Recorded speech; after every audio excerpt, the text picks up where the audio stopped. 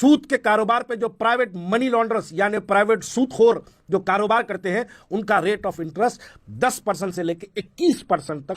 हद तो यह हो गई कि कई ऐसे फैमिलीज है जो अपना सीविंग मशीन गरीब है बल्कि सिलवाई मशीन लिए, सिलवाई मशीन तक लेके जाके रहन रखा के 2-2 हज़ार रुपये वो लोग जो है रहन पे लिए सो है।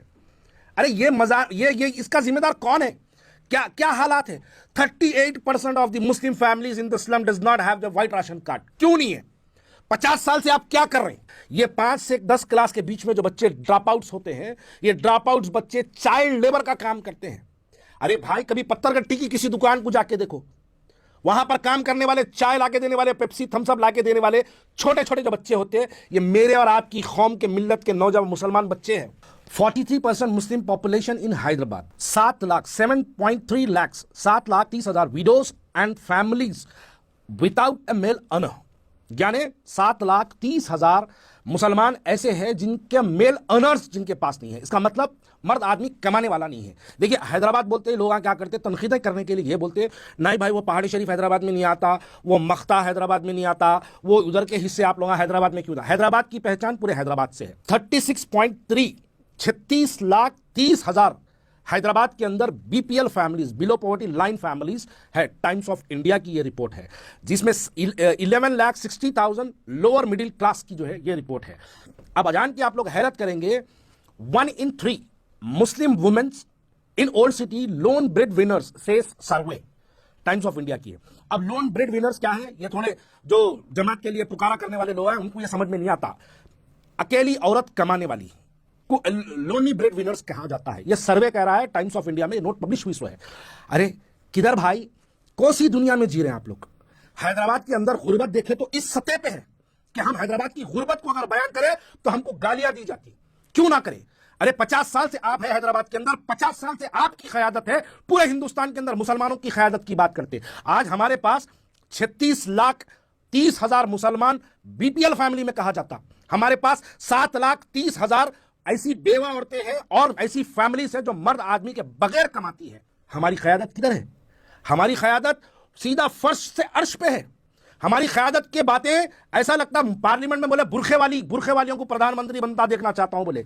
7,30,000 बुरखे वालियां यहां पर बिना मर्द के हैदराबाद में कमा रहे हैं, डेली वेजेस पे कमा रहे हैं। 29.3 यानी 29,30,000 डेली वेजर्स है। डेली वेजर्स यानी रोज कमाने वाले लोग हैं हैदराबाद के अंदर। बातें बुलंद बान करते। अब बाज लोग आके बोलेंगे इसके ऊपर, भाई 29 लाख मुसलमान हैदराबाद में कहां है बोलेंगे। देखिए, हैदराबाद से मुखातिब सिर्फ आपके साथ हल्के नहीं होते। हैदराबाद को जो लग के पूरे हल्के हैं, जैसा कि पहाड़ी शरीफ है, जेलपल्ली है, उस्मान नगर है, आप मख्ता लो, ये तमाम जो हल्के जो हैदराबाद के करीब जो मुस्लिम गुंजान आबादियां हैं, उन आबादियों को भी अगर देखेंगे तो हैदराबाद में आता। झिर्रा हैदराबाद में नहीं आता, लेकिन एमआईएम के हिसाब से फिर झिर्रा हैदराबाद में आता। अगर हम मुस्लिम आबादी कितनी हैदराबाद में देखेंगे तो ये तमाम हल्कों को गिना के बात करेंगे। आप कायद 7 हल्कों के नहीं है, आप कायद मुस्लिम कौम के कायद है आप। तो हैदराबाद के ये गुर्बत को भी मिटाना आपका काम है। दुनिया भर में एक मोदी का झूठा गुजरात मॉडल दिखाया जाता है, तो दूसरी जानिब यह दुनिया मानती है कि गुजरात मॉडल उसका एक फर्जी मॉडल है। दूसरी जानिब हैदराबाद को एक मुस्लिम क़यादत का डेवलप्ड और तरक्यात और यहाँ पर मुसलमानों की माशियत, मुसलमानों की इकोनॉमिकली फाइनेंशियली मुसलमान बहुत मजबूत है। ये दुनिया भर में हैदराबाद को भी एक मॉडल की तरह बताया जाता मुस्लिम क़यादत की तरफ से। लेकिन हैदराबाद की क्या हकीकत है? क्या हैदराबाद के अंदर पसमानदगी का क्या हाल है? डेली वेजेस पे कितने मुस्लिम हमारी खवातीन काम करती है, इसको भी हमको समझने की जरूरत है। एक हैदराबाद बेस्ड एनजीओ ने एक सर्वे किया था हैदराबाद के अंदर, और उस सर्वे को जो है दुनिया के सामने मंजर आम पे लाया। हाँ, ये बात भी सच है कि उस सर्वे जारी कराने वालों को हम मासाब टैंग एनएमडीसी कहते हैं। वहां पर असदुद्दीन अवैसी साहब ने अपनी तकरीर में ये कहा कि इनको वार्निंग दी सर्वे करने वालों को, मगर खबरदार, अगर तुम पुराने शहर की खवातीन को बदनाम करोगे, तुम अगर हमारी माँ और बहनों को बदनाम करोगे तुम्हारे नाम निहाद सर्वों की बुनियाद पर, तो तुम्हारा सर्वे होगा इंशाअल्लाह। याद रखो, फिर मैं जानता हूं तुम्हारा सर्वे कैसा करना, मैं जानता हूं तुम्हारा सर्वे कैसा करना। क्यों, क्या जरूरत पड़ी मुसलमान के इस सर्वे को मंजर आम पे रोकने की? क्यों कोशिश की गई? क्यों मुसलमानों की देखिए, अगर यह सर्वे से पता चल जाए ये सर्वे के बाद अगर लोगों को यह पता चल जाए कि मुसलमानों की पसमानदगी पुराने शहर हैदराबाद में कितनी है, तो आपका चेहरा शर्म से लाल लाल हो जाएगा। हैदराबाद में ये जो गुर्बत है, इस गुर्बत का जिम्मेदार कौन है? हैदराबाद में, पूरे हैदराबाद में टोटल 1500 नोटिफाइड और अननोटिफाइड 1500 स्लम्स है, जिसके अंदर 88 स्लम्स के अंदर सर्वे किया, जो 5480 मकानात तक सर्वे टीम गई सर्वे करे।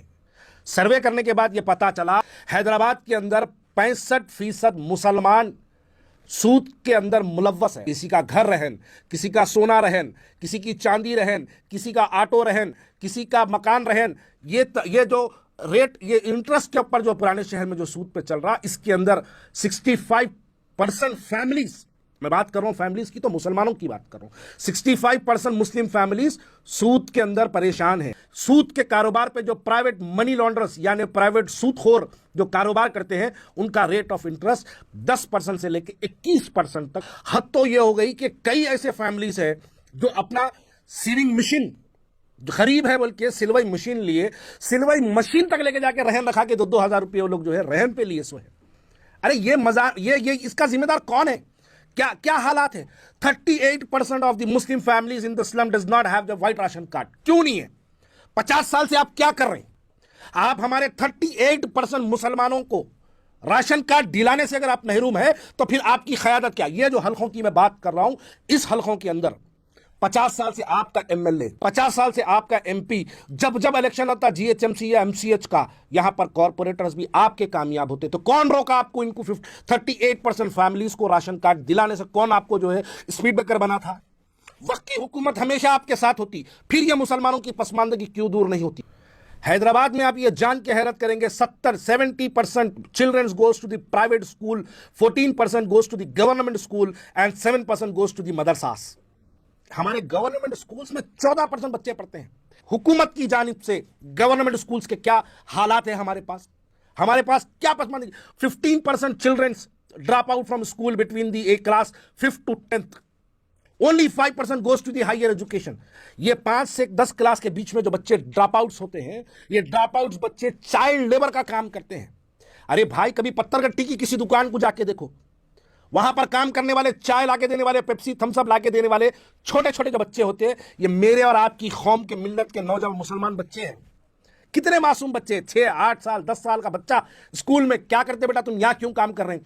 नहीं, बाबा को पॉलिश मार दिया, बाबा ऑटो चलाते, बाबा पी के घर को नहीं आते, हमारी अम्मा को देखने वाला कोई भी नहीं है, लिहाजा हम काम कर रहे हैं। अरे ऐसे 1-2 नहीं है, हजारों की तादाद में बच्चे हैं। ये कौन जिम्मेदार है इसका? इस पसमानदगी का जिम्मेदार कौन है? 50% of the slums have a poor sanitation and poor access to the clean water। इसका मतलब क्या है?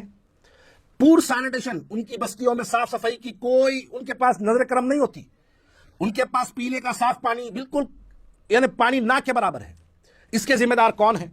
कौन आपको रोक रखा? अरे इसी हलकों में आप ही एमएलए, आप ही एमपी, आप ही कॉर्पोरेटर, आप ही कायद, ये लोग जो बस्तियों के अंदर काम करने वाले हैं, ये आपके लिए इलेक्शन में दिन दिन भर ठहर के आपको वोट डालते, 50 साल से आपको कामयाब करवाते आए। उनके पास पीने का पानी नहीं। मैं नहीं कह रहा हूं, सर्वे रिपोर्ट कहती है।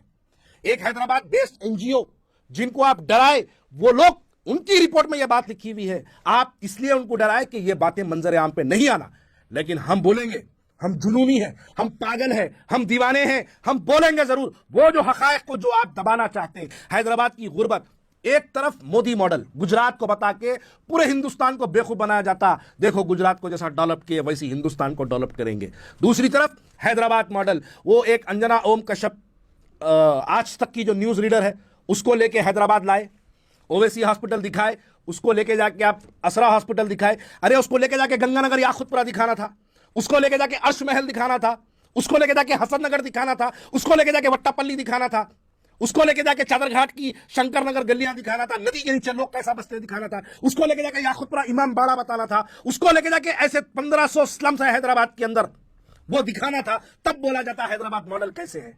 अरे उसको लेके जाके हमारी जो खवातीन घरों में पोछा का काम करती, जो दूसरों के घरों में जाके पकवान का काम करती, उन औरतों से मिलाना था।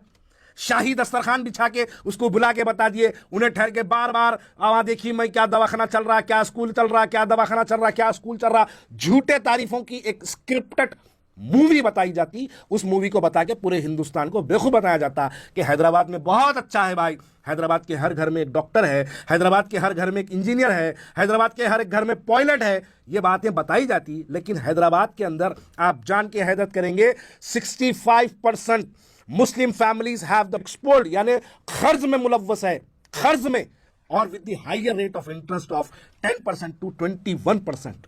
इन फैमिलीज को भी मिलाओ कभी, आपकी अंजना ओम कश्यप को लेके जाके आज तक पे कभी इनसे भी मिलाओ। जीएचएमसी कमिश्नर ऑफिस में बैठ के कहते हैं कि हैदराबाद में सबसे ज्यादा गुर्बत है, अर्बन एरियाज को छोड़ दो, डिस्ट्रिक्ट एरियाज को छोड़ दो। साहब, हैदराबाद में सबसे ज्यादा गुर्बत है, और गुर्बत राशन कार्डों के बारे में हैदराबाद में इश्यू करो आप बोल के आप बैठ के बोलते हैं।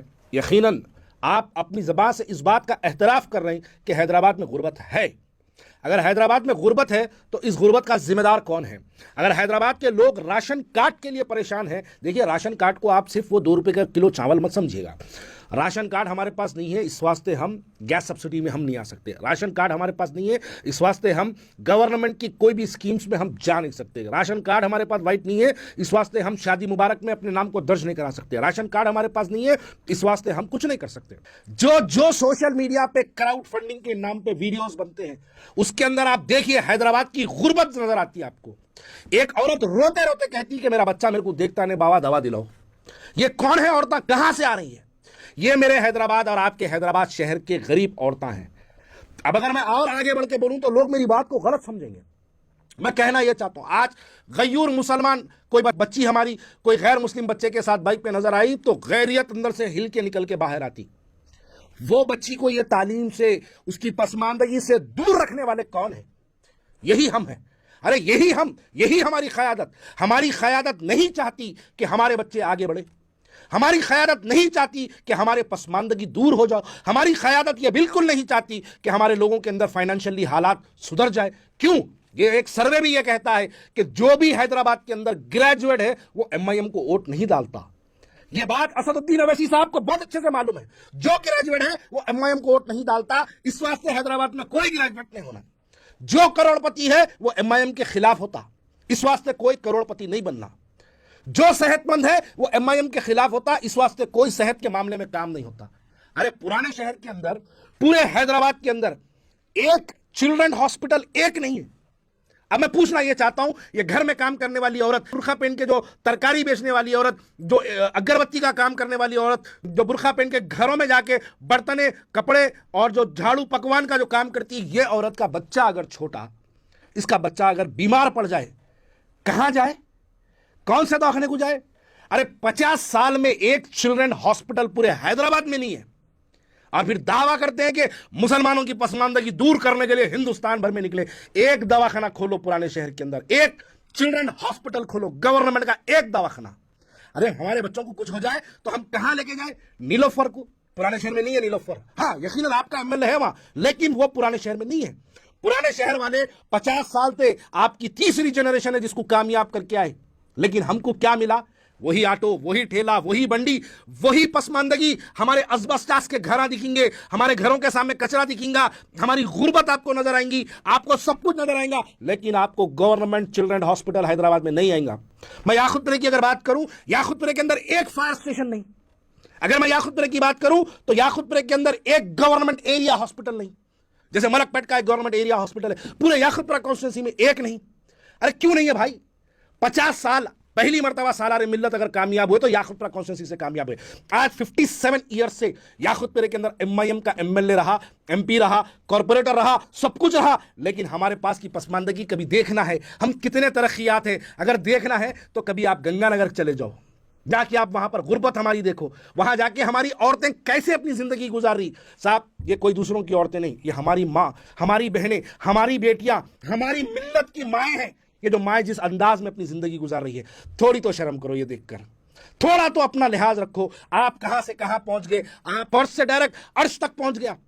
आपकी पसमानदगी कितनी दूर हुई, आपके घर की कारें बताती कि कितनी आपकी पसमानदगी दूर हुई। अरे ओढ़ डालने वाले आज भी वही असबस्टास के घर में, वही टूटे पुट्टे मकानों में, वही घरों में काम कर कर आपको कामयाब करते। आप defender, range rover, Mercedes G wagon, land cruiser, Nissan petrol, ये तमाम चीजें आपकी पहचान है।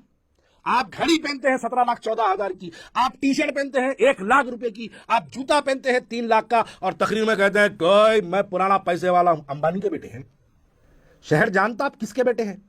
आप इतने गुरूर तकब्बुर की बात मत करो। आप जो बोल रहे हैं मैं बचपन से पैदा हुआ पैसे वाला हूं, आपके अंबानी के बेटे हैं। आप कौन है हम नहीं जानते। अरे हम हैं, हमने चंदा देके दारुस्सलाम मेडिकल कॉलेज को हमने चंदा देके कायम किया। हम जब दारुस्सलाम के अंदर, मैं अपनी जाती बात कर रहा हूं, मेरे बाप दादाओं ने दक्कन मेडिकल कॉलेज के नाम पर चंदा दिया, सो रसीदा है। ये हमारी हकीकत है। और हमारी कौम आज, हमारी मिल्लत, हमारी कौम की मां बेटियां सड़कों पे भीख मांगने पर मजबूर है। क्या हमने इसलिए आपको तरक्की दिलवाई? क्या हमको आपको तरक्की दिलाने का यह मकसद था? मकसद यह नहीं था। मकसद यह था कि एक कौम का मेडिकल कॉलेज आएगा तो हम यह समझ के आपको चंदा दिए थे कि उसके अंदर कई मुसलमान बच्चे डॉक्टर बनेंगे और कौम की अपलिफ्टमेंट होगा, कौम के अंदर एक तरक्की पैदा होगी, हम ये सोचे। लेकिन हैरत करेंगे जान के 65% मुसलमान हैदराबाद के खर्च में मुलव्वस है। आपके पास कोई प्लान है उनको खर्च से बाहर निकालने का? आपके पास कोई एक स्ट्रैटेजी है आपके पास जो उनको आप इन परेशानियों से निकालेंगे? पूरे मुरीदा ब्लड कैंप कराते हैं, लेके जाके ब्लड कहां देते हैं? नहीं, मेरी बात को बुरा मत मानो। ब्लड कहां देते हैं? पुराने शहर में जितने ब्लड कैंप्स होते हैं वो जाता असरा हॉस्पिटल को। फिर पेशेंट बीमार हुआ तो असरा हॉस्पिटल में फ्री ब्लड नहीं मिलता, वही ब्लड घुमा के बेचते। ये क्या बात है? ब्लड कैंप के नाम पर देखिए, परसों मिलाद कमेटी की 12 रबी अव्वल के दिन एक बड़ा ब्लड कैंप हुआ हैदराबाद में। वो 1200-1400 आदमी गए, जाके वहां पे अपना खून का अतिया दिए। अतिया देते वक्त इनाग्रेशन के लिए पूरे एमएलए आए, आके जबरदस्त इनाग्रेशन करे, सोशल मीडिया पे दबा के जो है ब्लड कैंप की कैंपेनिंग हुई, जबरदस्त चला। ब्लड ले लिए, ब्लड लेके जाके कहां दिए? असरा दवाखाने में दिए। जब पेशेंट को जरूरत है असरा दवाखाने में, तो वो पेशेंट को ब्लड खरीदना है। ये कौन सा ब्लड डोनेशन हुआ? आप किसके लिए डोनेट कर रहे हैं मेरे भाई? करो डोनेट, अच्छे मकसद के लिए डोनेट कर रहे हैं। आपकी नीयत साफ है, आप तो अल्लाह की राह में दे रहे खून, आपकी नीयत बिल्कुल साफ है। लेकिन आपकी नीयतों का गलत जो इस्तेमाल किया जा रहा, उस पर भी गौर करो कि आज हमारी हालात कितने बुरे हो चुके हैं। हमारे हालात इतने बुरे हो चुके हैं कि हमको यहां पर किसी किस्म से सहूलतें पुराने शहर वालों को नहीं फराहम की जा रही है।